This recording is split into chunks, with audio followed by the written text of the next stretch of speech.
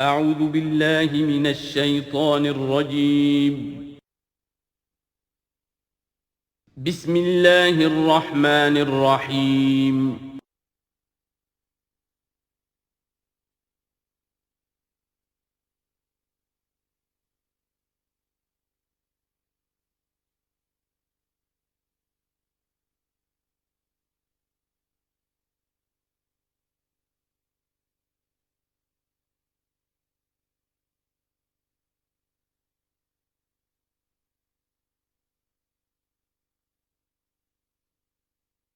اعوذ باللہ من الشیطان الرجیم بسم اللہ الرحمن الرحیم وَلَقَدْ أَرْسَلْنَا نُوحًا إِلَىٰ قَوْمِهِ فَلَبِثَ فِيهِمْ أَلْفَ سَنَةٍ إِلَّا 50 عَامًا فَأَخَذَهُمُ الطُّوفَانُ وَهُمْ ظَالِمُونَ صدق اللہ العظیم۔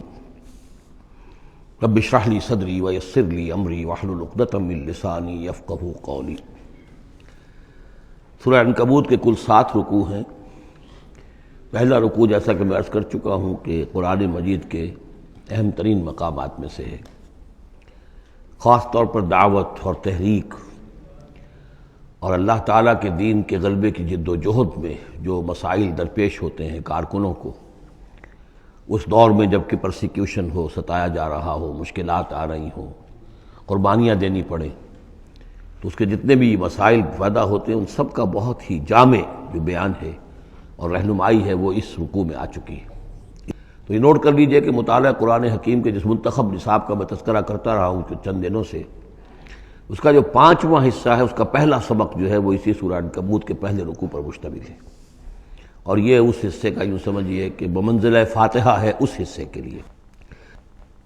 اب جو بقیہ 6 رکوع ہیں ان میں 3 میں انباء الرسل کا معاملہ آ رہا ہے، لیکن ظاہر بات ہے کہ یہاں جو انباء الرسل آ رہے ہیں تو بیچ بیچ میں خاص طور پر یہی جو مسئلہ ہے بیک گراؤنڈ میں جو مسلمانوں کے مسائل درپیش ہیں، اور جو اس وقت حضور صلی اللہ علیہ وسلم اور آپ کے ساتھی جن مسائل سے دوچار ہیں، اور جو کچھ کے کشاکش جو ہے مکے میں ہو رہی ہے اہل کفر اور اہل ایمان کے مابین، تو اس کے یوں سمجھیے بٹوین دی لائنز وقفے وقفے سے اس کی طرف بھی اشارے ہیں۔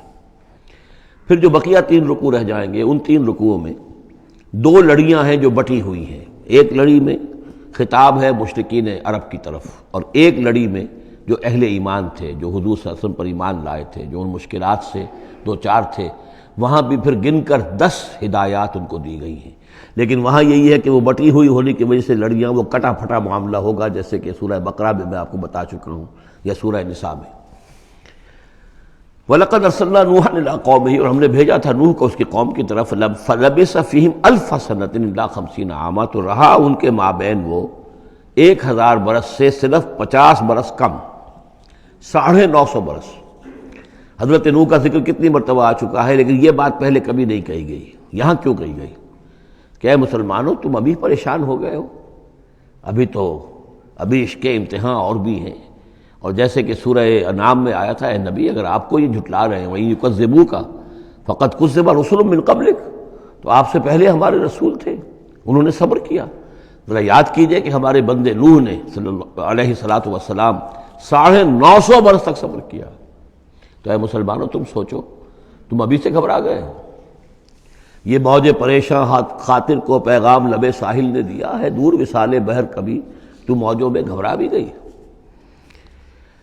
فَأَخَذَهُمُ الطُّوفَانُ وَهُمْ ظَالِمُونَ، تو اس کی قوم کو، حضرت نوح کی قوم کو آ پکڑا طوفان نے، اور وہ ظالم تھے، گناہگار تھے۔ فَأَنجَيْنَاهُ وَأَصْحَابَ السَّفِينَةِ، تو ہم نے بچا لیا اس کو یعنی حضرت نوح کو اور کشتی والوں کو۔ وَجَعَلْنَاهَا آیَةً لِّلْعَالَمِينَ، اور اسے ہم نے بنا دیا تمام جہانوں کے لیے، تمام جہان والوں کے لیے ایک نشانی۔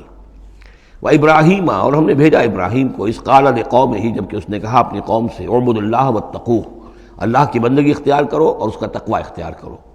ذالکم خیر لکم ان کنتم تعلمون، یہی تمہارے لیے بہتر ہے اگر علم رکھتے ہو۔ انما تعبدون من دون اللہ اوثانا، یہ جن کو تم پوج رہے ہو اللہ کو چھوڑ کر، یہ تو صرف کوئی بت ہیں، ان کے تھان ہیں جو تم نے بنا لیے ہیں۔ وتخلقون افکا، اور تم نے جھوٹ موٹ گھڑا ہوا ہے، یہ اس کی کوئی بنیاد نہیں، کوئی سند نہیں، نہ عقل میں اور نہ ہی کسی اللہ کی اتاری ہوئی کتاب میں۔ ان الذین تعبدون من دون اللہ لا یملکون لکم رزقا، یہ لوگ جنہیں تم پوجتے ہو اللہ کے سوا، وہ تمہیں رزق نہیں دینے کا اختیار رکھتے۔ فابتغوا عند اللہ الرزق، تو رزق تلاش کرو اللہ کے پاس، اللہ سے مانگو رزق، اللہ سے اپنی مشکل کشائی کی درخواست کرو، اللہ سے اپنی حاجت روائی کے لیے دعا کرو، وَاعْبُدُوهُ اور اس کی بندگی کرو، وَاشْكُرُوا لَهُ اور اس کا شکر ادا کرو، الیہ ترجعون یقیناً اسی کی طرف تم لوٹا دیے جاؤ گے۔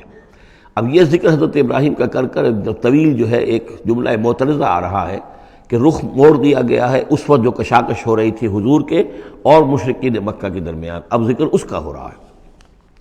وَإِن تُكَذِّبُوا گویا کہ اب خطاب ہو رہا ہے اہل مکہ سے، اور اگر تم جھٹلا رہے ہو فقد کذب امم من قبلکم، تو دیکھو تم سے پہلے بہت سی قوموں نے جھٹلایا، وما علی الرسول الا البلاغ المبین، اور ہمارے رسول پر محمد پر صلی اللہ علیہ وسلم کوئی ذمہ داری نہیں ہے سوائے واضح طور پر اور صاف صاف پہنچا دینے کے۔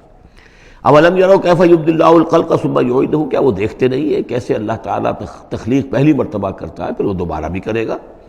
ان ذلک علی اللہ یسیر، اور یہ اللہ تعالیٰ پر بہت آسان ہے۔ قل سیروا فی الارض فانظروا، اور تو ان سے کہیے کہ ذرا گھومو پھرو زمین میں اور دیکھو کیف بدا الخلق، کیسے اللہ تعالیٰ پہلے تخلیق کیا ہے اس نے خلق کو، ثم اللہ ینشئ النشأۃ الآخرہ، پھر اللہ اٹھائے گا یا اٹھاتا ہے۔ دنیا میں بھی ہو رہا ہے کہ کھیتی جو ہے وہ ختم ہو گئی، پھر اگلی پھر فصل آ گئی، پھر فصل آ گئی، تو یہ تو ایک سائیکل چل رہا ہے، اور پھر یہ کہ اللہ تعالیٰ دوسری مرتبہ تمہیں اسی طرح اٹھا دے گا۔ نشأۃ آخرہ جو ہے آخرت کی جو تمہیں اٹھانا ہے وہ اللہ کے اختیار میں ہے۔ ان اللہ علی کل شیء قدیر، یقیناً اللہ ہر شے پر قادر ہے۔ یعذب من یشاء ویرحم من یشاء، وہ جس کو چاہتا ہے عذاب دیتا ہے دے گا، اور جس کو چاہے گا رحم فرمائے گا۔ وإلیہ تقلبون، اور اسی کی طرف تم لوٹا دیے جاؤ گے۔ وما انتم بمعجزین فی الارض، اور تم اسے شکست نہیں دے سکتے زمین میں، ولا فی السماء، نہ آسمان میں، نہ زمین میں کہیں بھاگ کر نہ آسمان میں کہیں بھاگ کر اللہ کو عاجز کر سکتے ہو۔ وما لکم من دون اللہ من ولی ولا نصیر، اور نہیں ہے کوئی تمہارا اللہ کے سوا نہ حمایت، یعنی اللہ کے ورے یا اللہ کے مقابلے میں۔ یہ دون کا لفظ بہت سے معنی دیتا ہے عربی زبان میں، دیکھنا ہوتا ہے کس کانٹیکسٹ میں کیا معنی ہے۔ اس کانٹیکسٹ میں اللہ کے مقابلے میں تمہارا کوئی نہ ولی ہوگا نہ نصیر ہوگا، نہ کوئی حمایتی نہ مددگار۔ والذین کفروا بآیات اللہ ولقائہ، اور جن لوگوں نے کفر کیا اللہ کی آیات کا اور اس سے ملاقات کا انکار کیا، اولئک یئسوا من رحمتی، یہ وہ لوگ ہیں جو میری رحمت سے مایوس ہو چکے ہیں۔ واولئک لہم عذاب علیم، اور ان کے لیے تو دردناک عذاب ہے۔ یہاں یہ جملہ معترضہ ختم ہوا اور اب پھر حضرت ابراہیم کا تذکرہ آ رہا ہے۔ فما کان جواب قومہ، تو نہیں تھا کوئی جواب حضرت ابراہیم کی قوم کا، الا ان قالوا، سوائے اس کے کہ انہوں نے کہا اقتلوہ او حرقوہ، اس ابراہیم کو قتل کر دو یا اسے جلا دو۔ فانجاہ اللہ من النار، تو اللہ تعالیٰ نے انہیں نجات دی آگ سے۔ ان فی ذلک لآیات لقوم یؤمنون، اور یقیناً اس میں نشانیاں ہیں ان لوگوں کے لیے جو ایمان رکھتے ہیں۔ وقال انما اتخذتم من دون اللہ اوثانا مودۃ بینکم فی الحیاۃ الدنیا، اب یہ ہے جو بہت اہم جو بات ہے جو کہی ہے انہوں نے، اور انہوں نے کہا حضرت ابراہیم علیہ السلام نے کہ دیکھو تم نے جو یہ اللہ کے سوا بت بنا رکھے ہیں، انہیں پوجتے ہو، یہ بھی تم بھی جانتے ہو کہ ان کے پاس کچھ نہیں ہے، تم بھی جانتے ہو کہ ان کو کوئی اختیار حاصل نہیں ہے، تم بھی اور واقع ہو چکے ہو، میرے متنبع کرنے کے نتیجے میں تم آگاہ ہو چکے ہو کہ یہ تمہاری حماقت ہے، لیکن تم کیوں چمٹے ہوئے ہو؟ مودۃ بینکم فی الحیات الدنیا، دنیا کی زندگی میں تمہاری باہمی محبتیں جو ہے وہ چمٹا رہی ہیں۔ اب کیا کریں، ہماری قوم ہے، ہماری برادری ہے، ہمارا خاندان ہے، وہ سب یہی کر رہا ہے، میں اگر چھوڑ دوں گا تو میں آؤٹ کاسٹ ہو جاؤں گا، میں تو نکل جاؤں گا پھر برادری سے، اکیلا آدمی کیسا رہے۔ یہ چیزیں ہیں کہ جو انسان کو پھر جمع کر رکھتی ہیں۔ جیسے عصبیت کا ذکر آیا تھا پچھلی صورت میں کہ اب عصبیت نہیں ہونی چاہیے، اسی طریقے سے یہ عصبیت ہی نہیں بلکہ یہ کہ جتنے بھی رشتہ داریاں ہیں، دوستیاں ہیں، کاروبار ہیں، یہ معاملہ جو ہے کہ حق تم پر منکشف ہو چکا ہے، تم جان چکے ہو کہ یہ صرف کوئی شے نہیں ہے یہ تم کر رہے تھے، تمہارے آباء و اجداد نے جو رسمیں ڈالی ہوئی ہیں، اور تمہیں میں نے متنبع کر دیا ہے، تم نے اپنے جیوں میں جھانک کر دیکھ لیا ہے، اپنے گریبان میں جھانک کر دیکھ لیا ہے، اور تم پر یہ بات منکشف ہو چکی ہے کہ جو میں کہہ رہا ہوں وہ ٹھیک ہے، پھر بھی تم جو چمٹے ہوئے ہو اپنے اس نظام کے ساتھ، تو اس کا سبب صرف ایک ہے، وقال انما اتخذتم من دون اللہ اوثانا مودۃ بینکم فی الحیاۃ الدنیا، تمہاری باہمی محبتیں جو ہیں دنیا کی زندگی میں وہ تمہیں چمٹائے رہتی ہیں۔ یہی معاملہ ہے اس دنیا میں جب کوئی تحریک اٹھتی ہے اللہ کے دین کے کام کرنے کے لیے، اور بہت مخلص لوگ اس میں شامل ہوتے ہیں، محنت کرتے ہیں، کوشش کرتے ہیں۔ فرض کیجئے کسی شخص سے کوئی غلطی ہو گئی، کوئی غلط رخ مڑ گئی تحریک، اب وہ تحریک جو ہے وہ کافی عرصے کے بعد اس کے اثرات ظاہر ہوئے، اس کے نتائج جو ہے لوگوں کے سامنے آ رہے ہیں، محسوس بھی ہو جاتا ہے کہ یہ واقعتاً ہم کسی غلط راستے پر آ گئے ہیں، لیکن یہ کہ پھر وہ ایک عصبیت جماعتی ایسی پیدا ہو جاتی ہے کہ سب کچھ ماننے کے باوجود پھر اس جماعت کو چھوڑنے کو تیار نہیں ہوتے۔ ہماری دوستیاں ہیں، ہماری رشتہ داریاں ہیں، ہمارے کاروباری تعلقات ہیں، یا یہ کہ کچھ لوگوں کے تو اپنے مفادات بھی اس میں شامل ہو جاتے ہیں، اس لیے کہ کچھ عرصے کے بعد ہر جماعت جو ہے وہ ایک فرقہ بن جاتی ہے۔ جیسے کہ آپ کو معلوم ہے کہ اللہ تعالیٰ نے اس امت کے لیے جو ہے وہ 3 چیزوں کا بندوبست کیا ہے ختم نبوت کے خلا کو پر کرنے کے لیے۔ نبوت ختم ہو گئی محمد الرسول اللہ پر، تو جو خلا پیدا ہوا وہ 3 چیزوں سے پر ہوا۔ نمبر 1، قرآن کی حفاظت کا ذمہ اللہ نے لے لیا، جبکہ نہ تورات کا لیا تھا نہ انجیل کا لیا تھا۔ نمبر 2، ہر صدی میں مجددین کے اٹھانے کا اہتمام کر لیا، ایسے لوگ اٹھاتے رہے، نبی تو نہیں ہوں گے، وہی نہیں آئے گی، لیکن وہ دین کو تازہ کریں گے، دین کی حقیقی تعلیمات جو لوگ بھول چکے ہوں گے دوبارہ یاد دلائیں گے، دین کی اصل حقائق کی طرف متوجہ کریں گے۔ اور تیسرا یہ کہ ایک جماعت ضرور قائم رہے گی حق پر، لا تزال فی امتی طائفۃ قائمین علی الحق۔ اب ہوتا کیا ہے، ایک صدی میں کوئی ایک مجدد اٹھا، اس نے محنت کی، کوشش کی، جد و جہد کی، کچھ لوگ اس کے گرد آ گئے، جمع ہو گئے، اعوان و انصار ہو گئے، وہ ایک جماعت بن گئے۔ لیکن یہ کہ اگلی نسل میں کیا ہوگا، یہ لوگ جو آئے تھے اس کے ساتھ، یہ تو آئے تھے فیس ویلیو پر، اس کو قبول کرنے کے، یہ دعوت صحیح ہے، لیکن ان کی اولاد اب اس لیے چمٹ رہی ہے کہ ہمارے والد تھے اس جماعت میں۔ اب یہ عصبیت کا ایک سلسلہ شروع ہوا۔ تیسری نسل میں آ کر پھر یہ ہو جاتا ہے، اتنے عرصے میں اس جماعت کا ایک حلقہ بن گیا، اس کے آپس کے دوستیاں ہیں، تعلقات ہیں، لین دین بھی ہے، رشتہ داریاں بھی ہو گئی ہیں، لہذا وہ ایک فرقے کی شکل اختیار کر لیتے ہیں۔ اب اس فرقے کے ساتھ چمٹ کر لوگ رہتے ہیں، لیکن پھر اللہ تعالیٰ کسی اور کو اٹھاتا ہے، اور پھر کوئی اللہ کا بندہ جو ہے اسی کام کو اثر نو شروع کرتا ہے۔ یہی ہوتا آیا ہے، اسی لیے ہر صدی میں مجددین، اس لیے کہ تیسری نسل میں آ کر دعوت جو ہے وہ لازماً اس کے اندر خرابی پیدا ہو جاتی ہے۔ اس لیے کہ حضور نے بھی فرمایا، خیر امتی قرنی ثم الذین یلونہم ثم الذین یلونہم، بہترین میری امت کا دور تو ہے میرا اپنا دور، پھر وہ جو میرے بعد ہیں، اور پھر وہ جو ان کے بعد ہیں۔ تو 3 نسلوں کو آپ نے خیر قرار دیا ہے۔ اس کے بعد ظاہر بات ہے زوال آیا ہے، ہمارے ہاں بھی آیا ہے۔ جب حضور کی قائم کی ہوئی جماعت میں زوال آ گیا تو اور کون ہوگا بڑا سے بڑا شخص کہ جس کی قائم کی ہوئی کسی جماعت میں زوال نہ آئے۔ تو یہ تو چیزیں ہوتی ہیں، لیکن ہر شخص کو ہر وقت دیکھنا چاہیے کہ آج کے دور میں دین کا وہ کام کس کے حوالے اللہ نے کیا ہے، کس کو توفیق دی ہے جو صحیح طریقے پر اس کام کو کر رہا ہے، اور اس کا ساتھ دینا چاہیے۔ کسی جماعتی عصبیت، جس طرح کسی قبائلی عصبیت کے اندر مبتلا نہیں ہونا چاہیے، ایسے ہی کسی جماعتی عصبیت میں بھی مبتلا نہیں ہونا چاہیے۔ یہ ہے وہ اہم بات جو یہاں آئی ہے۔ قال انما اتخذتم من دون الله اوثانا مودۃ بینکم فی الحیاۃ الدنیا ثم یوم القیامۃ یکفر بعضکم بعضا ببعض، پھر قیامت کے تم ایک دوسرے کا انکار کرو گے، تم ابھی تو بڑی دوستیاں ہیں، بڑا گٹھ جوڑ ہے، وَيَلْعَنُ بَعْضُكُمْ بعضا، اور تم میں سے بعض دوسروں کو لعنت کریں گے، وَمَأْوَاكُمُ النَّارُ، اور تم سب کا ٹھکانہ ہوگی آگ، وَمَا لَكُم مِّن نَاصِرِينَ، اور نہیں ہوگا کوئی تمہارے لیے مدد کرنے والے۔ فآمن لہ لوط، تو حضرت لوط ایمان لے آئے حضرت ابراہیم پر، وہ ان کے بھتیجے تھے۔ وقال انی مہاجر الی ربی، اور حضرت ابراہیم نے کہا میں اپنے رب کی طرف ہجرت کر رہا ہوں۔ وہ اپنا ملک چھوڑ کر چلے آئے شام کی طرف۔ قرآن مجید میں کہیں بھی پھر اس کے بعد یہ تذکرہ نہیں ملتا کہ ان کی قوم کا کیا حشر ہوا، پیچھے ان کو ہلاک کیا گیا، کیا ہوا، واللہ عالم۔ انہ هو العزیز الحکیم، یقیناً اللہ تعالیٰ زبردست ہے، حکمت والا۔ ووہبنا لہ اسحاق و یعقوب، اور ہم نے اسے اسحاق جیسا بیٹا دیا، یعقوب جیسا پوتا دیا۔ وجعلنا فی ذریتہ النبوۃ والکتاب، اور پھر ہم نے اسی کی نسل میں، اسی کی اولاد میں نبوت اور کتاب رکھ دی۔ یہ نوٹ کر لیجئے کہ حضرت ابراہیم علیہ السلام کے بعد کوئی نبی، کوئی رسول اس دنیا میں ان کی نسل سے باہر نہیں آیا، لیکن یہ کہ ان کی نسل کہاں کہاں پھیلی ہے یہ ہم نہیں جانتے۔ حضرت ابراہیم کے بیٹے حضرت اسحاق، ان کی نسل کتنی تھی، کہاں کہاں گئی ہے۔ تورات نے تو محفوظ رکھا ہے صرف یعقوب کو، اس لیے کہ بنی اسرائیل کیونکہ یہ لوگ ہیں، اس اپنی نسلی وہ جو بات تھی اس کے حوالے سے حضرت یعقوب کے بارے میں تو ساری چیزیں موجود ہیں۔ حضرت اسحاق کی کوئی اور بیٹا بھی تھا کہ نہیں تھا، عیسو تھا مثلا، تو وہ عیسو کہاں ہے، اس کی اولاد کہاں گئی۔ اس طرح بنی قطورہ، کئی بیٹے تھے حضرت ابراہیم کے حضرت قطورہ سے، تو ان میں سے صرف ایک کا ہمیں تذکرہ ملتا ہے، اور وہ ہے حضرت شعیب جس نسل میں آئے ہیں، مریم کی اولاد، باقی کہاں گئے۔ تو اسی طریقے سے یہ کہ یہ در حقیقت یہ اولاد ابراہیم کہاں کہاں پھیلی ہے، جیسے کہ میرا گمان ہے کہ ہندوستان میں بھی آئی ہے۔ نہ صرف یہ کہ ہو سکتا ہے کہ حضرت اسحاق کی اولاد میں سے عیسو کی اولاد آئی ہو اور وہ یہاں پر آباد ہوئی ہو، لیکن یہ کہ ان کا تعلق بھی یہ خاص طور پر برہمن طبقہ جو ہے، میں سمجھتا ہوں کہ وہ اسی طریقے سے ابراہیم کی نسل سے ہے۔ برہمن ابراہیم سے تعلق رکھنے والا برہمن، تو یہ میں سمجھتا ہوں کہ لفظی جو ہے اس کے اندر مناسبت موجود ہے۔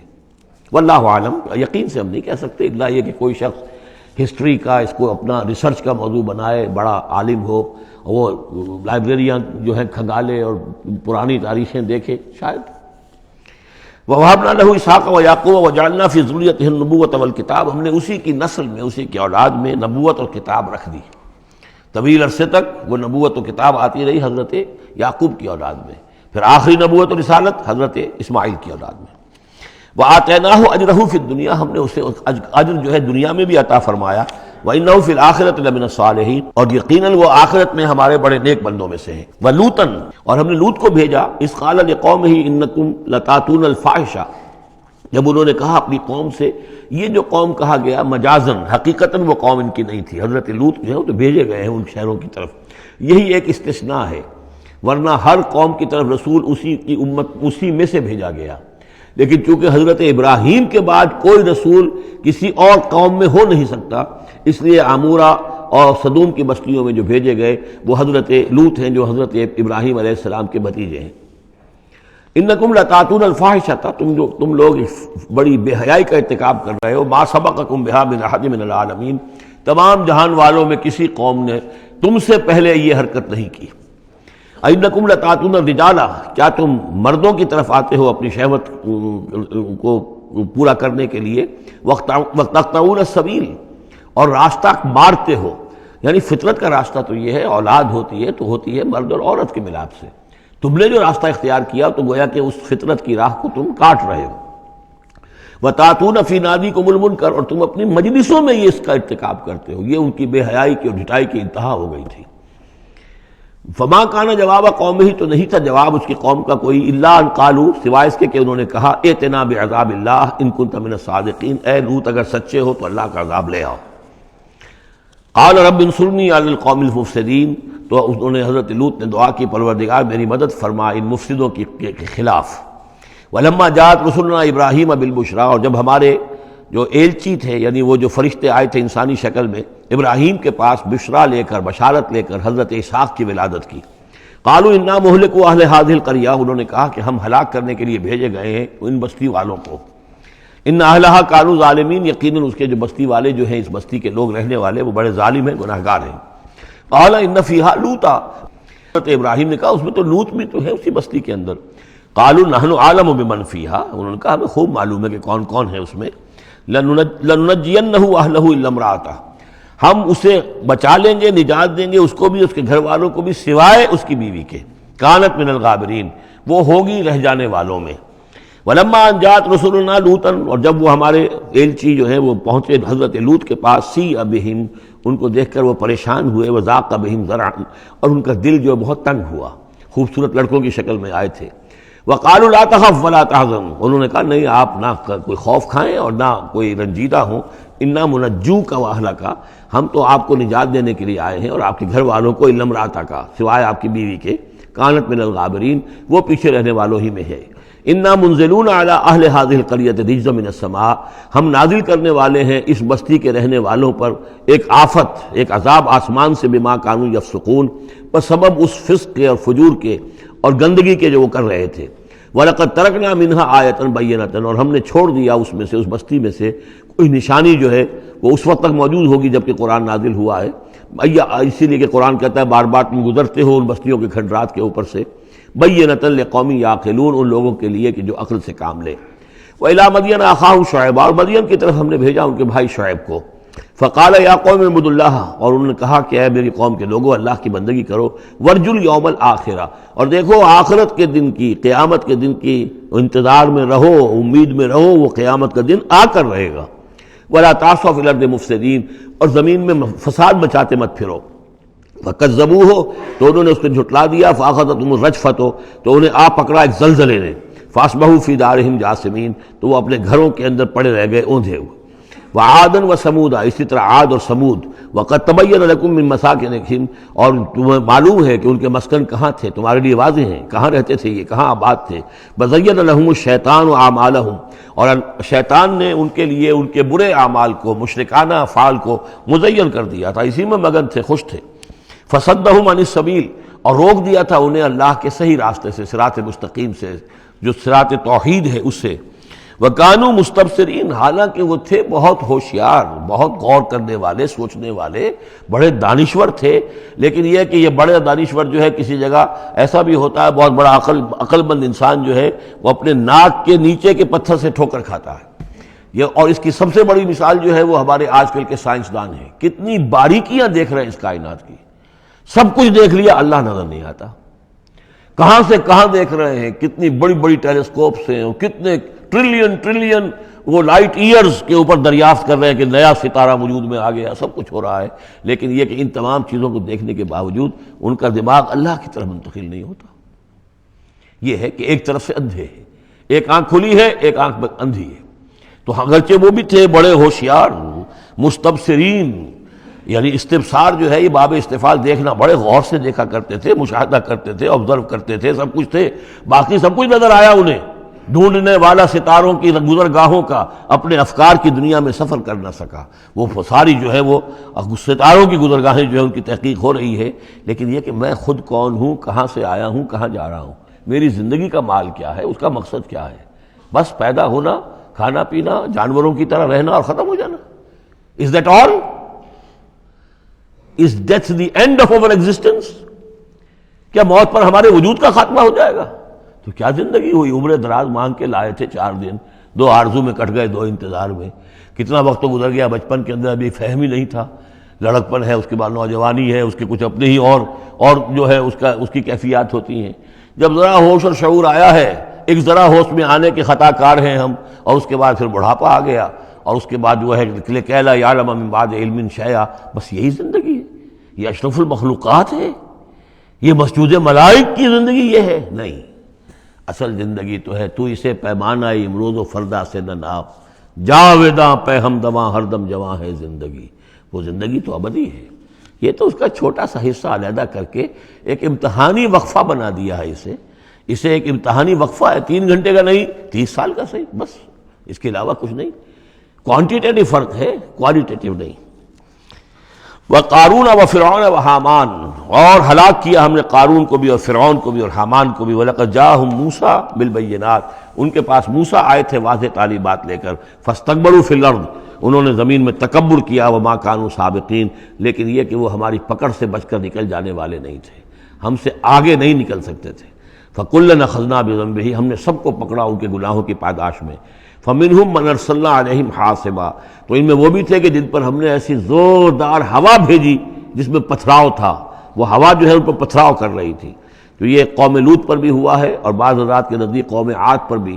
سخرها عليهم 7 ليال و8 أيام حسوما فترى القوم فيها صرعا، ایک ایسی تیز آندھی آئی ہے، 7 دن اور 7 راتیں اور 8 دن چلتی رہی کہ اس نے اٹھا کر پٹخا ہے. اور اس میں وہ کنکر بھی تھے، وہ بلٹس کا کام کر رہے تھے، جو اور سے بڑے پتھر تھے وہ کام کر رہے تھے، میزائلز کا.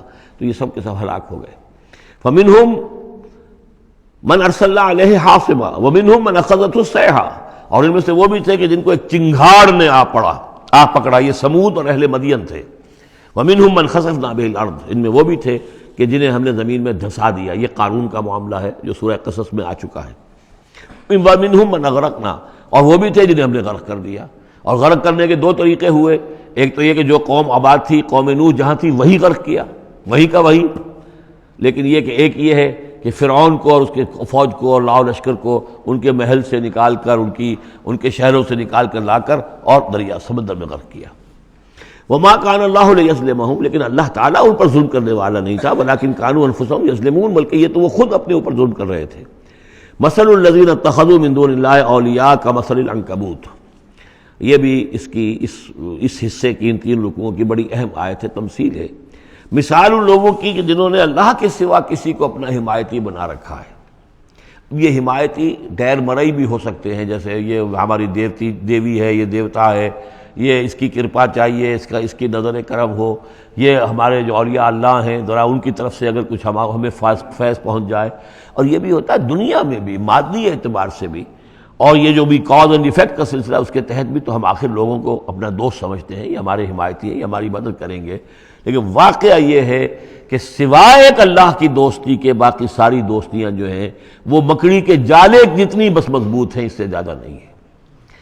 مثل الذین اتخذوا من دون اللہ اولیاء کمثل العنکبوت، جن لوگوں نے اللہ کو چھوڑ کر کسی اور کو اپنا پشت پناہ اور مددگار بنایا ہے، کسی اور پر توکل ہے، کسی اور پر سہارا ہے، امریکہ ہماری مدد کرے گا۔ وہ جو کچھ 71 میں ہوا وہ آپ کو معلوم ہے، وہ بیڑا اس کا جہاز بھی آ رہا تھا، لیکن یہ کہ کوئی مدد ہماری نہیں کی گئی، کوئی نہیں ہے، کوئی کسی کا سہارا بننے والا نہیں ہے۔ سہارا تو اگر کوئی ہے تو وہ اللہ ہے، لیکن اس کو تم نے چھوڑ دیا، اس کو سہارا نہیں بنایا۔ مثل الذین اتخذوا من دون اللہ اولیاء کمثل العنکبوت اتخذت بیتا، یہ بکری بھی تو ایک گھر بناتی ہے، جالا بناتی ہے۔ وَإِنَّ أَوْهَنَ الْبُيُوتِ لَبَيْتُ الْعَنكَبُوتِ، اور سب جانتے ہیں کہ تمام گھروں میں سب سے زیادہ کمزور گھر وہ اس مکڑی کا گھر ہے۔ لَوْ كَانُوا يَعْلَمُونَ، کاش کہ انہیں معلوم ہوتا۔ إِنَّ اللَّهَ يَعْلَمُ مَا يَدْعُونَ مِن دُونِهِ مِن شَيْءٍ، اللہ خوب جانتا ہے کہ جس کو یہ پکار رہے ہیں اللہ کے سوا کوئی شے ہے ہی نہیں۔ وَهُوَ الْعَزِيزُ الْحَكِيمُ، اور وہ زبردست ہے حکمت والا۔ وَتِلْكَ الْأَمْثَالُ نَضْرِبُهَا لِلنَّاسِ وَمَا يَعْقِلُهَا إِلَّا الْعَالِمُونَ، اور یہ مثالیں ہیں کہ جو ہم لوگوں کے لیے بیان کرتے ہیں لیکن نہیں سمجھتے ان سے مگر وہی لوگ کہ جو علم رکھنے والے ہیں۔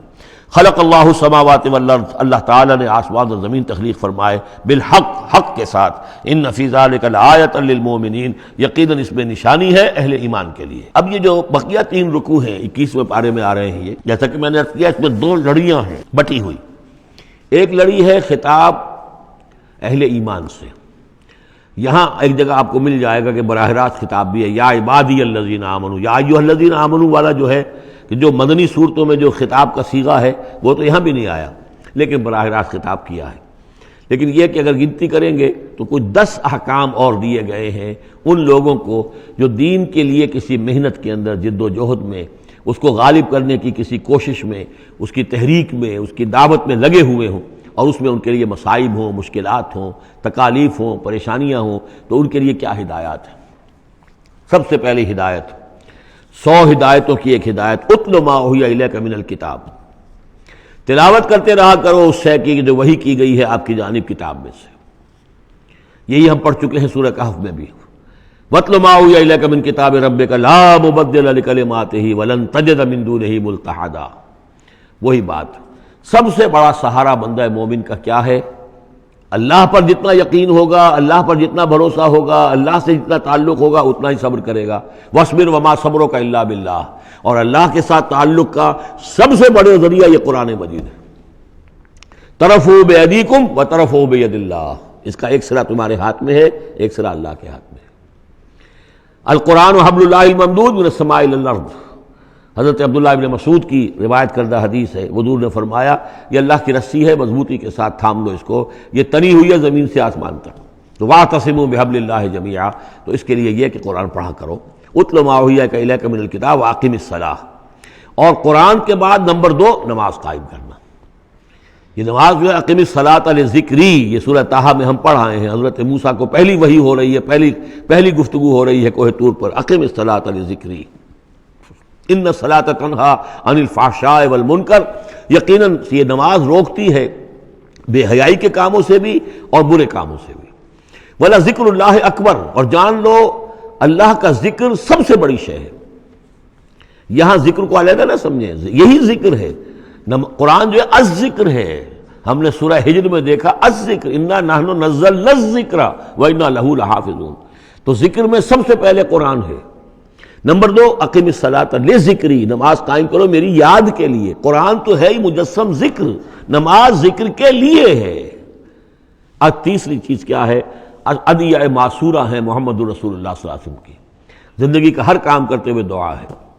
آپ بیت الخلاء میں داخل ہو رہے ہیں تو دعا ہے، نکل رہے ہیں تو دعا ہے، گھر سے باہر جا رہے ہیں دعا ہے، گھر میں داخل ہو رہے ہیں دعا ہے، شیشہ دیکھا ہے تو دعا ہے، کپڑے بدلے ہیں دعا ہے، ہر کام کیجئے، لیکن یہ کہ آپ کا اس وقت اللہ کے ساتھ ذہنی رشتہ قائم رہتا ہے۔ چوتھے نمبر پر جو بھی اور حضور نے فرمائے ہیں، یہ 33 مرتبہ سبحان اللہ اور 33 مرتبہ الحمدللہ اور اللہ اکبر، یہ بھی ذکر ہے۔ تو یہ تمام شکلیں ذکر کی ہیں، صرف کسی ایک شے کو ذکر نہ سمجھے ہمارے ہاں یہ بن گیا بس اللہ اللہ کر رہے ہیں تو ذکر ہے، نہیں، ذکر میں سب سے پہلے قرآن کی تلاوت ہے۔ اتل ما اوحی الیک من الکتاب واقم الصلاۃ ان الصلاۃ تنہی عن الفحشاء والمنکر ولذکر اللہ اکبر واللہ یعلم ما تصنعون۔ ایک تو یہ ہدایت ہو گئی، اللہ خوب جانتا ہے جو تم کر رہے ہو۔ دوسری ہدایت ولا تجادلوا اہل الکتاب الا باللتی احسن، جنہیں پہلے تم سے کتاب دی گئی تھی ان سے جھگڑا مت کرو مگر بہترین طریقے پر، ان سے بات کرو تو بڑے ہی اسلوب سے کرو، خوبصورتی سے کرو، بات کو سمجھانے کے لیے کرو، ان کی توہین نہ ہو کہ جذبات کو آپ بھڑکنے نہ دیں، ان میں حمیت جاہلی جو ہے اپنی امکانیت تک تو کوشش کریں کہ وہ بھڑکے نہ، باقی پھر وہ جو کرتے ہیں اللہ کے ہاں وہ ذمہ دار ہوں گے، لیکن ان سے گفتگو کرو تو بڑے عمدگی کے ساتھ کرو۔ الا الذین ظلموا منہم، سوائے ان کے جو ان میں سے ناانصافی پر تل گئے ہوں۔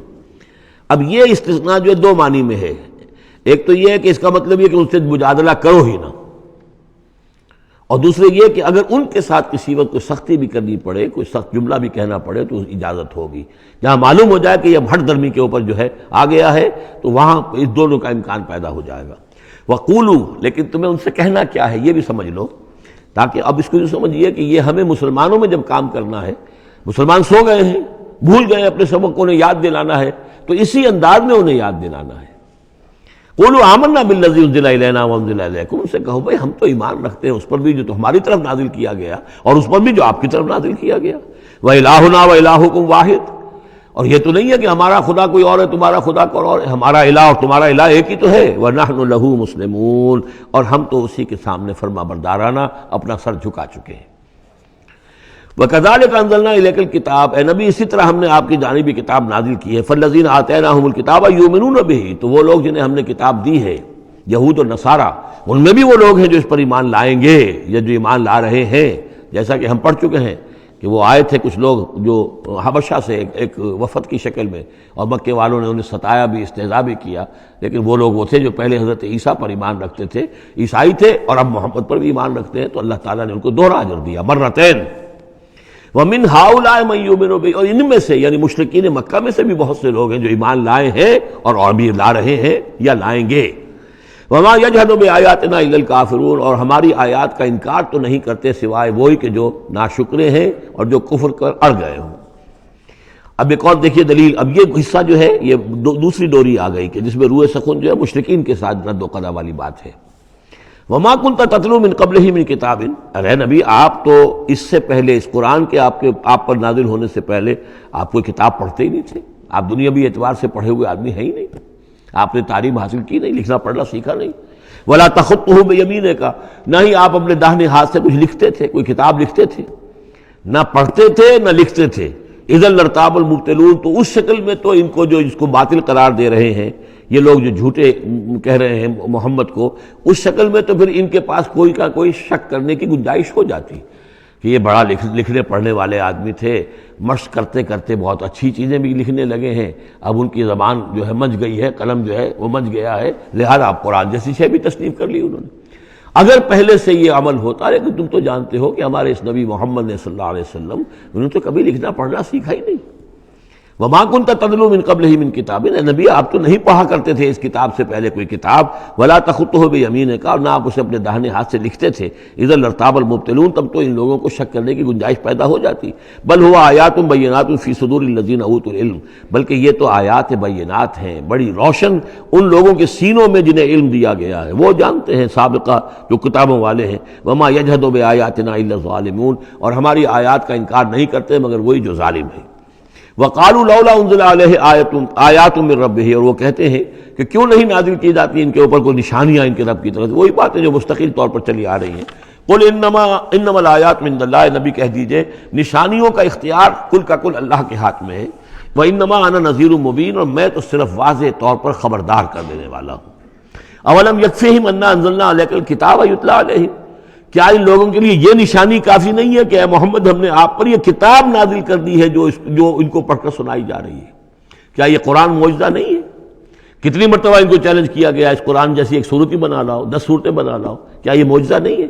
کیا یہ عاجز نہیں آ چکے ہیں؟ اولم یکفہم، تو کیا یہ نشانی ان کے لیے کافی نہیں؟ اگر تو حق کا طالب ہو، ہدایت کا طالب ہو، تو یہ نشانی بھی کافی ہے۔ اولم یکفہم انا انزلنا علیک الکتاب یتلی علیہم ان فی ذلک لرحمۃ وذکری لقوم یؤمنون، یقیناً اس میں رحمت ہے اور یاد دہانی ہے، تذکیر ہے ان لوگوں کے لیے کہ جو مانتے ہیں۔ قل کفی باللہ بینی و بین شہیدا بینکم شہیدا، کہہ دیجئے میرے اور تمہارے درمیان اللہ کافی ہے بطور گواہ، وہ جانتا ہے کہ اس نے مجھے رسول بنایا ہے، وہ جانتا ہے کہ قرآن اس نے مجھ پر نازل کیا ہے۔ یعلم ما فی السماوات والارض، وہ جانتا ہے جو کچھ کہ آسمانوں میں ہے اور زمین میں ہے، والذین آمنوا بالباطل، اور وہ لوگ جو باطل پر ایمان رکھتے ہیں، وکفروا باللہ، اور اللہ کا کفر کرتے ہیں، اولئک هم الخاسرون، یقیناً وہی لوگ ہوں گے جو خسارے پانے والے ہیں۔ وَيَسْتَعْجِلُونَكَ بِالْعَذَابِ، یہ جلدی مچا رہے ہیں کہ لے آؤ عذاب، وَلَوْلَا أَجَلٌ مُّسَمًّى، اور اگر پہلے سے ایک وقت معین طے نہ ہو چکا ہوتا، لَجَاءَهُمُ الْعَذَابُ، تو پھر ان پر عذاب آ چکا ہوتا، وَلَا يَأْتِيَنَّهُمْ بَغْتَةً، اور وہ ان پر آئے گا تو اچانک آئے گا، وَهُمْ لَا يَشْعُرُونَ، اور انہیں پتہ بھی نہیں ہوگا۔ یستعجلونک بالعذاب، یہ نبی پھر دوبارہ یہ الفاظ آئے، نوٹ کیجئے، بہت لطیف بات ہے، یہ عذاب کی جلدی مچا رہے ہیں۔ وَإِنَّ جَهَنَّمَ مُحِيطَةٌ بِالْكَافِرِينَ، حالانکہ جہنم ان کا احاطہ کر چکی ہے۔ یہ ایسے ہی ہے کہ جیسے کسی شہر کے باہر دشمن آ چکا ہو اور اس نے محاصرہ کر لیا ہو، شہر والوں کو پتہ ہی نہ ہو، تو اس طریقے سے وہ چونکہ غیر مرئی ہے جہنم، نظر نہیں آ رہی، ورنہ حقیقت میں تو جہنم ان کا احاطہ کر چکی ہے۔ یوم یغشاہم العذاب، جس دن کے عذاب ان کو آ کر ڈھانپ لے گا، ان پر چھا جائے گا، من فوقہم ومن تحت ارجلہم، ان کے اوپر سے بھی اور ان کے نیچے سے بھی، ان کے قدموں کے نیچے سے بھی۔ ویقول ذوقوا ما کنتم تعملون، اور پھر کہا جائے گا چکھو اپنے کرتوتوں کا مزہ۔ اب یہاں وہ تیسری ہدایت آ رہی، دو پہلے میں نے گنوائی تھی، اتل ما اوحی الیک من کتاب ربک من الکتاب واقم الصلاۃ ان الصلاۃ تنہی عن الفحشاء والمنکر ولذکر اللہ اکبر، دوسری ولا تجادلوا اہل الکتاب الا بالتی احسن الا الذین ظلموا منہم۔ اب دیکھیے تیسری، یا عبادی الذین آمنوا ان ارضی واسعۃ فایایا فاعبدون، اے میرے وہ بندو جو ایمان لائے ہو۔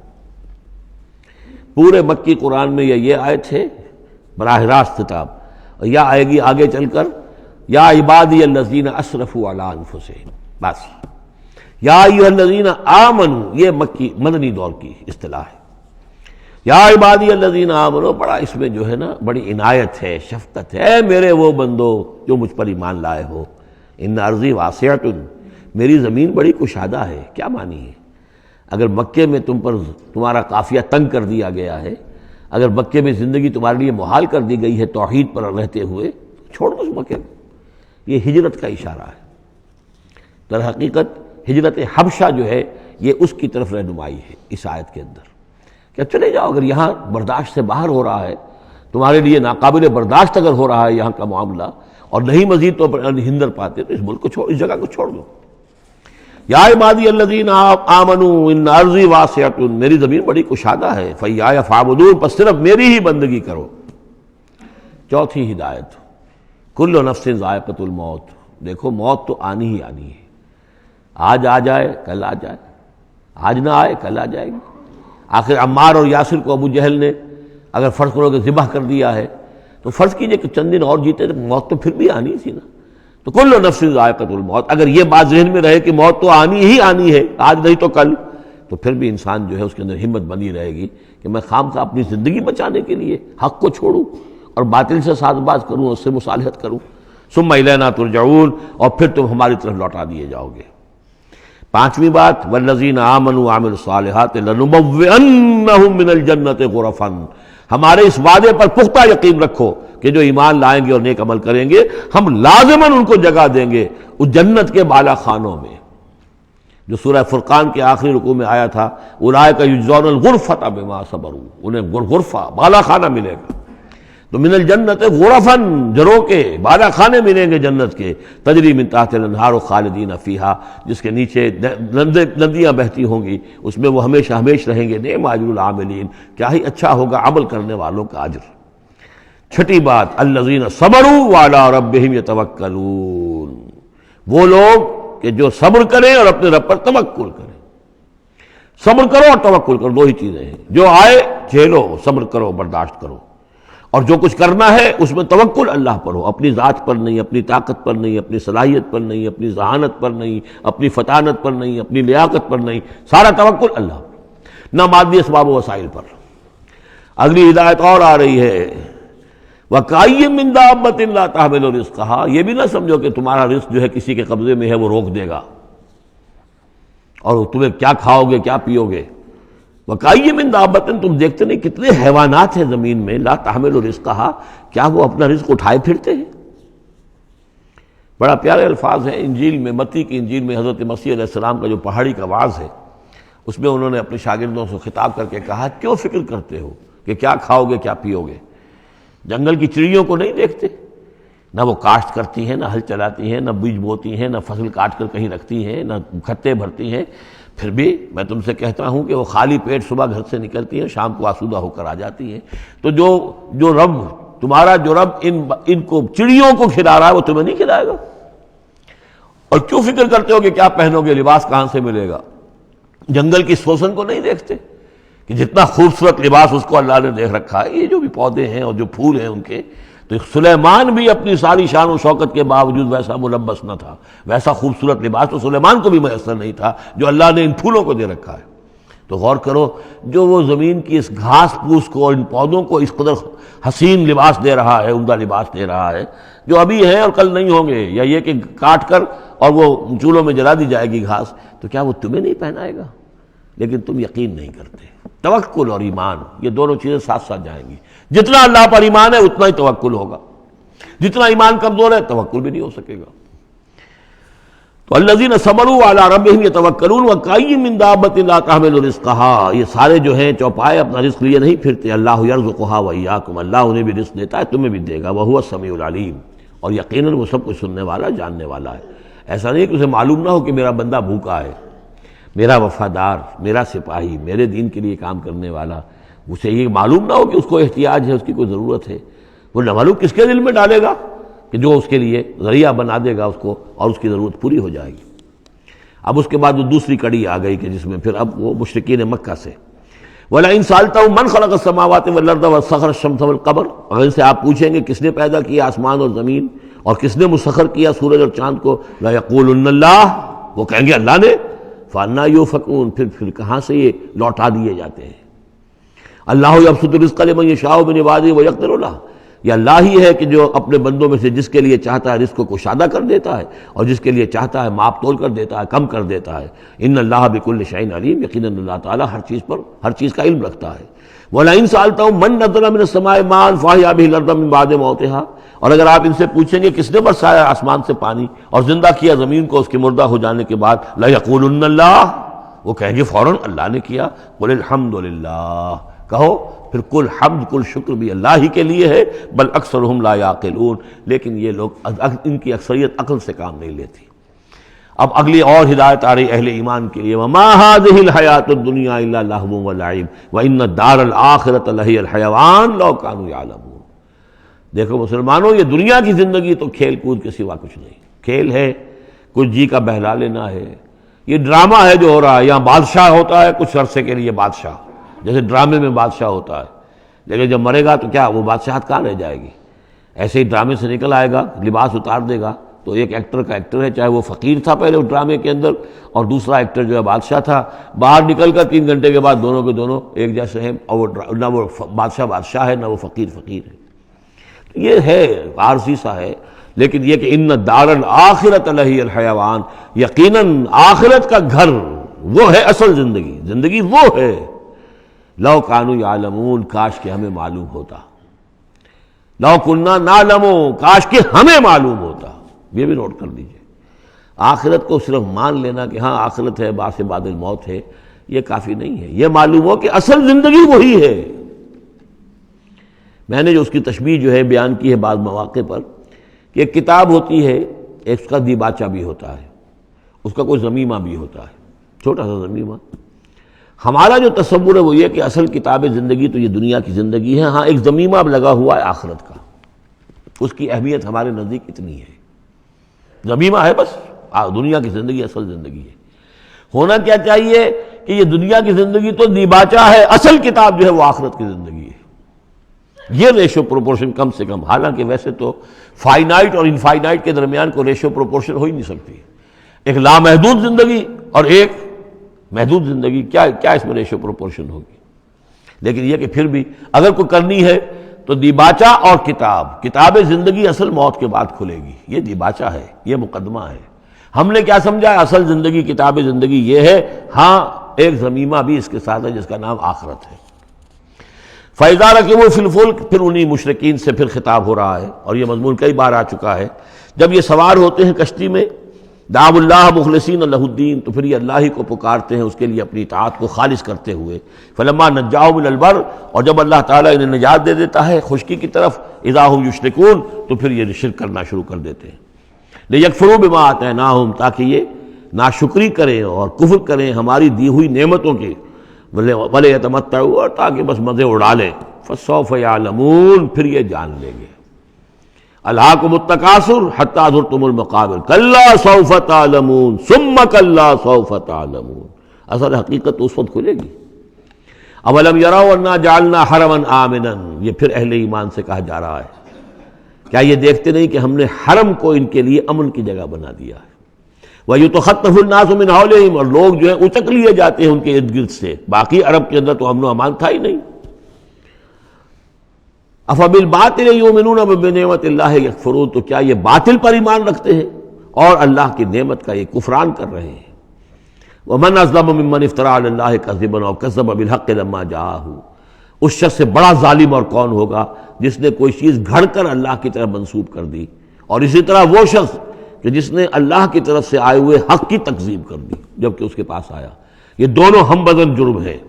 یعنی اگر میں جھوٹ موٹ قرآن جو ہے خود تصنیف کر کے اللہ کی طرف منسوب کر رہا ہوں تو مجھ سے بڑا ظالم اور گناہ گار کوئی نہیں. لیکن یہ بھی سوچ لو، اگر واقعتاً یہ اللہ کا کلام ہے جو میں تمہارے سامنے پیش کر رہا ہوں اور تم اس کی تکذیب کر رہے ہو تو تم سے بڑا ظالم کوئی نہیں. الیس فی جہنم مثوی للکافرین، تو کیا جہنم ہی میں ٹھکانہ نہیں ہے ان کافروں کا. اور آخری آیت جو ہے پھر اسی سیغے میں لنہدین والذین جاہدوا فینا، اہل ایمان کے دلجوئی کے لیے گھبراؤ نہیں، پریشان نہ ہو. والذین جاہدوا فینا لنہدینہم سبلنا، وہ لوگ کہ جو ہماری راہ میں جہاد کریں، محنت کریں، کوشش کریں، جد و جہد کریں، قربانیاں دیں، اظہار کریں، انہیں مطمئن رہنا چاہیے. ہمارا پختہ وعدہ ہے، مؤکد وعدہ ہے، ہم لازماً ان کی رہنمائی کریں گے اپنے راستوں کی طرف. لَنَهْدِيَنَّهُمْ سُبُلَنَا وَإِنَّ اللَّهَ لَمَعَ الْمُحْسِنِينَ، اور یقیناً اللہ تعالیٰ ساتھ ہے اہل احسان کے، جو اللہ تعالیٰ کے پر ایمان اور یقین اس درجے کا رکھتے ہوں اور اس کے لیے تن من دھن لگانے کے لیے تیار ہوں، تو اللہ ان کے ساتھ ہے. یعنی اللہ کی نصرت ساتھ ہے، اللہ کی مدد ساتھ ہے، اللہ کی تائید ساتھ ہے. سورۃ الروم، بسم اللہ الرحمن الرحیم. الف لام میم، غلبت الروم فی ادنی الارض وهم من بعد غلبهم سیغلبون فی بضع سنین للہ الامر من قبل ومن بعد ویومئذ یفرح المؤمنون بنصر اللہ ینصر من یشاء وهو العزیز الرحیم. وعد اللہ لا یخلف اللہ وعدہ ولکن اکثر الناس لا یعلمون. یہ سورہ روم جو ہے، اس میں آغاز میں جو مضمون آیا ہے وہ اس اعتبار سے بہت اہم ہے کہ ایک تاریخی پس منظر بھی ہے اس کا، اور ایک بہت بڑی پیشن گوئی تھی کہ جو ان آیات میں کی گئی تھی، کہ جو پھر صحیح ایگزیکٹلی جیسے کہ پیشن گوئی اللہ نے کی تھی ان آیات میں وہ پوری ہوئی. یہ آپ ذہن میں رکھیے کہ بہت طویل عرصے تک، کئی 100 برس تک تاریخ کے اندر، جب یہ ایرانی امپائر بنی ہے کہ خسرو سے، سائرس کے زمانے سے 2500 سال پہلے جو بادشاہ تھا ذوالقرنین، تو ایک بڑی سلطنت یہ تھی، اور دوسری بڑی سلطنت جو تھی وہ سلطنت روما تھی. سلطنت روما کا سب سے بڑا حصہ تو خیر روم جو یورپ کے اندر تھا، لیکن یہ کہ یہ ترکی کا پورا علاقہ اور مغربی میڈیٹرینین کے ساتھ ساتھ جو ساحل ہے یہ ان کے پاس ہوتا تھا. ان دو حکومتوں میں جیسے سی سو ہوتا ہے، جھولا جھول رہی تھی تاریخ. کبھی ایرانیوں میں کوئی زوردار طاقتور بادشاہ اٹھا باصلاحیت، اس نے حملہ کیا اور رومیوں کو دھکیل دیا وہ یورپ کے اندر اور ایشیا خالی کرا لیا. کبھی رومیوں میں کوئی زبردست طاقتور کوئی بادشاہ اٹھا جو کہ جس کے اندر صلاحیت تھی، وہ آ کر ایرانیوں کو دھکیلتا ہوا پیچھے لے جاتا تھا. تو اس طریقے سے یہ سی 100 جو ہے یہ کئی 100 برس تک جاری رہا. حضور کی بعثت کے زمانے میں ایسا معاملہ ہوا ہے کہ سن 614 میں، 602 سے لے کر 614 تک، اور حضور کی ولادت ہوئی 571 میں، یعنی جب حضور کی عمر 31 برس تھی اس سے لے کر اور 45 برس کی عمر تک ایک مسلسل جنگ چلی ہے ان دونوں کے مابین، روم اور ایران کی. لیکن سن 614 میں ایک بڑی زبردست شکست دی. کیخسرو پرویز، کیخسرو ثانی وہ اپنے آپ کو کہتا تھا، پہلا کیخسرو تو تھا ذوالقرنین اور ثانی میں ہوں. اب بہرحال یہ ایک بڑا باصلاحیت حکمران تھا. اس نے شکست دی ہے رومیوں کو بہت بری طرح. شام میں، اب یہ چونکہ رومی عیسائی ہو چکے تھے، سن 300 عیسوی میں یہ عیسائی ہو چکے تھے. یروشلم ان کا مقدس مقام تھا، لیکن نام رکھا ہوا تھا ایلیا. سن 70 میں جو یروشلم کو انہوں نے برباد کیا تھا، تو اس کے بعد ہیڈریان ایک رومن ایمپرر تھا جس نے کہ دوبارہ آباد کیا یروشلم کو، اور لیکن اس کا نام بدل دیا. اب یروشلم نہیں تھا یہ، اس کا نام تھا ایلیا. ایلیا میں ان کی وہ صلیب بھی تھی جو ان کے عقیدے کے مطابق حضرت مسیح علیہ السلام کو جس پر صلیب دی گئی تھی، ان کا مقدس مقام تھے یہ. ان سب سے بھی ان کو کھدیڑ دیا، تقریباً ترکی سے بھی نکال دیا. استنبول جو ہے قسطنطنیہ، اس پر بھی اندیشہ ہوا کہ شاید ایرانی حملہ کر دیں گے. اس حد تک رومیوں کا حال پتلا ہو گیا. اب ہو یہ رہا تھا کہ جو عرب میں مکے میں ادھر حضور کی دعوت ہے، شروع ہو چکی ہے، 5 برس ہو گئے حضور کو دعوت دیتے ہوئے، یا یہ کہ 15 برس ہونے کو آئے ہیں. لیکن ہوتا یہ تھا کہ یہ مشرکین مکہ یہ سمجھتے تھے کہ ایرانی تو ہمارے بھائی ہیں، وہ مشرک ہے، آتش پرست ہیں، اور یہ نصرانی جو ہیں، یہ عیسائی جو ہیں، یہ مسلمانوں کے قریب تر ہیں، اس لیے کہ یہ عیسیٰ کو ماننے والے، موسیٰ کو ماننے والے، تو یہ لوگ جو ہیں ان سے قریب ہیں. تو وہ بغلے میں جا رہے تھے کہ مسلمانوں تمہارے جو ساتھی ہیں یا تم جیسے جو لوگ ہیں، تمہارے قریب کے لوگ پٹ رہے ہیں، دیکھو ہمارے ساتھی جو ہیں وہ بڑے فتح مند ہو رہے ہیں، وہ آگ کے پوجنے والے، وہ مشرک جو نہ موسیٰ کو مانتے ہیں، نہ عیسیٰ کو مانتے ہیں، نہ تورات کو مانتے ہیں، نہ انجیل کو مانتے ہیں، انہوں نے تمہارے ان ساتھیوں کو کس طریقے سے کھدیڑ دیا ہے، شکست دی ہے. تو اس پر مسلمانوں کو صدمہ ہوا. اس پر یہ آیات نازل ہوئی کہ اگرچہ اس وقت تو فی الواقع صورت یہ بن گئی ہے، لیکن چند ہی سالوں کے اندر یہ صورت بدل جائے گی، اور یہ کہ رومیوں کو غلبہ حاصل ہو جائے گا. یہ پیشن گوئی کی گئی. اس پر پھر حضرت ابوبکر صدیق نے کسی کافر مشرک سے ایک شرط بھی مان لی کہ اگر یہ قرآن کی پیشن گوئی درست ثابت ہوئی تو تم مجھے 100 اونٹ دو گے، اور اگر غلط ثابت ہوئی تو پھر میں تمہیں 100 اونٹ دوں گا. لیکن حضور انہوں نے کیے تھے شاید 3-4 سال کی کا یہ عہد کیا تھا. حضور نے کہا نہیں، بضع کا لفظ آ رہا ہے اس میں کہ چند سالوں کے اندر. بضع کا لفظ جو ہے وہ 9 تک اطلاق ہوتا ہے، تو 9 سال کو رکھو، اور شرط جو ہے دوبارہ اپنی اس 9 سال کے حوالے سے اونٹوں کی تعداد بھی بڑھا دی گئی، لیکن یہ کہ پھر شرط کی مدت 9 سال ہو گئی. لیکن 9 سال کے 9ویں سال ہی وہ جو ہے وہ جو پیشن گوئی قرآن کی تھی کہ وہ صحیح ثابت ہوئی. ہرقل جو تھا، ہرقل اعظم، اس نے پھر لمبا چکر دیا، بجائے اس راستے سے آنے کے وہ بحیرہ کیسپین کی طرف سے ہو کر، پیچھے سے ہو کر آیا ہے، اور سرپرائز اٹیک کیا اس نے ایران پر، اور بڑی زبردست شکست دی ایران کو، اور اپنی شکست کا بدلہ چکا لیا، اور یہ سارا علاقہ شام وغیرہ کا جو ہے وہ اس نے واگزار کرا لیا. اور وہی تھا زمانہ جب کہ مسلمانوں کو میدان بدر میں فتح حاصل ہوئی. تو یہ شکست 2 خوشیاں جمع ہو گئی مسلمانوں کے لیے کہ ایک تو یہ کہ جو ان کے قریب تر تھے یعنی عیسائی، ان کو فتح حاصل ہو گئی مشرکین کے ساتھ کے مقابلے میں کہ جو مشرکوں سے قریب تر تھے، آتش پرست تھے. دوسرے یہ کہ خود انہیں فتح حاصل ہو گئی، فتح مبین، الفرقان آ گیا بدر کا. اس کا ذکر ہے ان آیات میں. الف لام میم غلبت الروم، رومی مغلوب ہو گئے، فی ادنی الارض، قریب کی سرزمین میں. وہ جغرافیہ تو آپ کو دکھایا تھا نقشہ، جزیرہ نمائے عرب، اور اس کے اوپر ایک طرف شام ہے، ایک طرف عراق ہے، اور ادھر عراق کے ساتھ میں ایران ہے. تو قریب جزیرہ نمائے عرب سے قریب ترین ممالک ہیں. فی ادنی الارض، قریب کے ملک میں رومی غالب آ گئے. لیکن وہم من بعد غلبہم سیغلبون، وہ اپنی اس مغلوبیت کے بعد ان قریب دوبارہ غالب آئیں گے. فی بضع سنین، چند سالوں میں. اور یہ بضع کا لفظ جو ہے یہ 9 تک پر اس کا اطلاق ہوتا ہے، 10 سے کم 9. تو حضور نے اسی لیے کہا کہ 9 سال، چونکہ تم شرط مان لو، اور شرط اس وقت تک شرط لگانا حرام قرار نہیں دیا گیا تھا. ابھی نہ جوئے کی حرمت آئی ہے، نہ شراب کی حرمت آئی ہے، اس لیے اس میں آپ کوئی تعجب نہ کریں کہ حضرت ابوبکر نے شرط لگائی.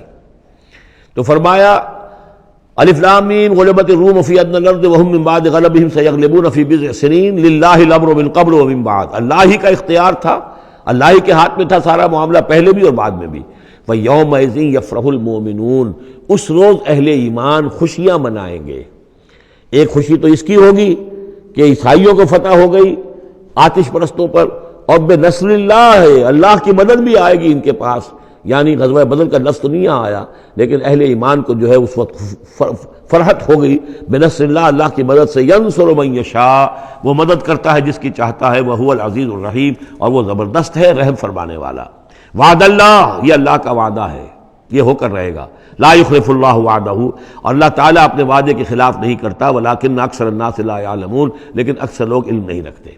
یہ ہیں وہ 6 آیات کہ جو اس موقع پر نازل ہوئی ہیں. اور اس کو سمجھ لیجئے کہ یہ تقریباً 614 عیسوی، جبکہ حضور صلی اللہ علیہ وسلم کو دعوت دیتے ہوئے تقریباً 5 برس ہو گئے تھے. 610 میں 5واں برس تھا، 610 میں آپ پر وحی شروع ہوئی ہے. اور پھر 9 برس کے بعد وہ غزوہ بدر بھی ہوا اور ان کو بھی فتح حاصل ہو گئی. یعلمون ظاہرا من الحیات الدنیا، یہ لوگ جو ہیں، اب یہ باقی تو جو مکی صورت ہے سورہ روم، اور یہ بہت مشابہ ہے سورہ نحل کے، اللہ تعالیٰ کی نعمتوں کے حوالے سے، اللہ تعالیٰ تو تذکیر بے آلاء اللہ کے حوالے سے اس کا مضمون وہی ہے بنیادی۔ یعلمون ظاہرا من الحیات الدنیا، یہ لوگ دنیا کی زندگی کو بھی صرف ظاہر کو جانتے ہیں، وہم عن الآخرۃ ہم غافلون، اور آخرت سے یہ بالکل ہی غافل ہیں۔ یعنی دنیا کی زندگی تو حقیقت یہ ہے کہ یہ مزرعۃ الآخرہ ہے، دنیا کی زندگی کی بھی اصل حقیقت یہ ہے کہ یہ کھیتی ہے جس میں بونا ہے آخرت میں کاٹنے کے لیے۔ وہ یہ بھول گئے کہ یہ آخرت کی کھیتی ہے، باقی جو ظاہر ہے اس کا کھاؤ پیو عیش کرو، بس یہی ان کے سامنے رہ گیا ہے، اور آخرت ان کے ذہنوں سے بالکل اوجھل ہو گئی ہے۔ اولم یتفکروا فی انفسہم، کیا یہ اپنی ذات میں غور نہیں کرتے؟ وان ما خلق اللہ السماوات والارض وما بینہما الا بالحق، نہیں پیدا کیا اللہ نے آسمانوں کو اور زمین کو، جو کچھ بھی ان دونوں کے مابین ہے، مگر حق کے ساتھ، واجل مسمى، اور ایک وقت معین تک کے لیے۔ یہ دائمی نہیں ہے، ہمیشہ رہنے والی نہیں ہے، اور یہ ایسے ہی کار عبث نہیں ہے۔ ربنا ما خلقت ھذا باطلا سبحانک فقنا عذاب النار وَإِنَّ كَثِيرًا مِّنَ النَّاسِ بِلِقَاءِ رَبِّهِمْ لَكَافِرُونَ، اور یقیناً بہت سے لوگ جو ہیں اپنے رب سے ملاقات کا انکار کرتے ہیں۔ اولم یسیروا فی الارض فینظروا کیف کان عاقبۃ الذین من قبلہم، تو کیا یہ لوگ زمین میں گھومے پھرے نہیں ہیں کہ وہ دیکھتے کہ کیا انجام ہوا ان کا جو ان سے پہلے تھے۔ کانوا اشد منہم قوۃ، وہ کہیں زیادہ تھے شدید ان کے مقابلے میں قوت میں۔ وَأَثَارُوا الْأَرْضَ وَعَمَرُوهَا، اور انہوں نے زمین کو کاشت کیا اور اس کو آباد کیا، اکثر مما عمروها، اس سے کہیں زیادہ جتنا کہ انہوں نے آباد کیا ہے۔ وجاءتهم رسلهم بالبینات، اور ان کے پاس بھی آئے تھے ان کے رسول کھلی نشانیاں لے کر اور واضح تعلیمات لے کر۔ فما کان اللہ لیظلمہم، تو اللہ تعالیٰ ان پر ظلم کرنے والا نہیں تھا، ولکن کانوا انفسہم یظلمون، بلکہ انہوں نے خود اپنی جانوں پر آپ ہی ظلم کیا۔ ثم کان عاقبۃ الذین اساءوا السوء، پھر اس کے بعد جن لوگوں نے برے کام کیے، بری روش اختیار کی، تو ان کا پھر انجام بھی برا ہوا۔ ان کذبوا بآیات اللہ، انہوں نے اللہ تعالیٰ کی آیات کو جھٹلایا، وکانوا بہا یستہزئون، اور وہ اس کا ٹھٹھا کرتے رہے۔ اللہ یبدأ الخلق ثم یعیدہ، اللہ تعالیٰ پہلی مرتبہ پیدا کرتا ہے، ثم یعیدہ، یعیدہ بار بار آیا ہے، اس کا ترجمہ کہیں میں حال میں کر رہا ہوں اور کہیں مستقبل میں۔ فعل مضارع جو عربی زبان میں وہ دونوں کو کور کرتا ہے۔ اللہ تعالیٰ کیسے پیدا کرتا ہے پہلی مرتبہ، اور پھر دوبارہ پیدا کرتا ہے، یعنی فصل ہے ایک ہوئی ہے، پھر اس کے بعد دوسری ہوئی ہے، تیسری ہوئی ہے، اور یہ بھی ہے کہ دوبارہ پیدا کرے گا یعنی آخرت میں۔